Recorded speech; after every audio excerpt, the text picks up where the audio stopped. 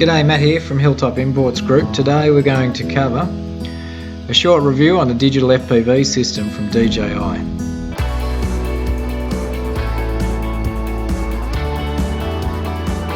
Okay, so first off we have camera view, directly recorded from the air system for DJI, which is local on board the machine.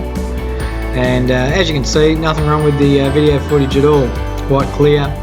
A little bit of glare from the camera that we may not have seen with some of the other FPV cameras on the market, but due to the clarity fed back to the goggles, that didn't worry any of our pilots on the day. One of the biggest issues we did see is that the system does boot up in a public channel. This public channel can interfere with others during flight if they're close frequency to this channel. So just be aware of that, and hopefully DJI fix that in a firmware update so that the aircraft boots up on the channel that it was previously on. That would help. The only other minor problem that we found, which will no doubt be fixed soon by a third party, is the face plate obviously doesn't fit all faces. So some of us seen leakage through the goggles. Wearing a hoodie fixed that problem.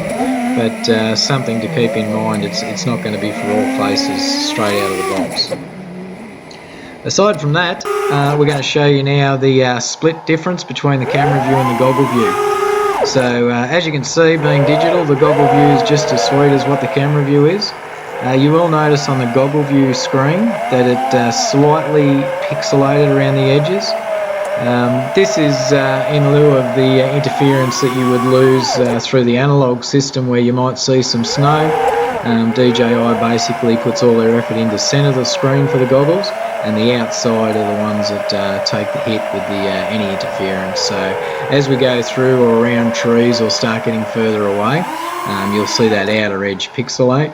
Didn't bother any of the pilots that flew the aircraft, as most of them were obviously looking at the centre of the screen anyway. But in this split screen you can notice that obviously there's no pixelation on the camera view as opposed to the goggle view. On the day we were also using the second set of goggles, which DJI call audience mode, and they worked fine, completely cordless as well. Receiving digital no problems. We did notice slight delay or pixelation with those when the aircraft got behind obstacles as opposed to the primary goggles. However, they were great tool to have someone ride along with you with the full clarity that you would normally not get with the analog system. So it's a thumbs up for all our pilots for the new DJI digital system. However, with every racing circuit, all good things must come to an end, and so they did. But the DJI system rebounded back perfectly. So it's only an introductory review to this FPV system today, but anyone interested, please log on to hilltopimports.com.au and contact any of our resellers on our resellers page around the country.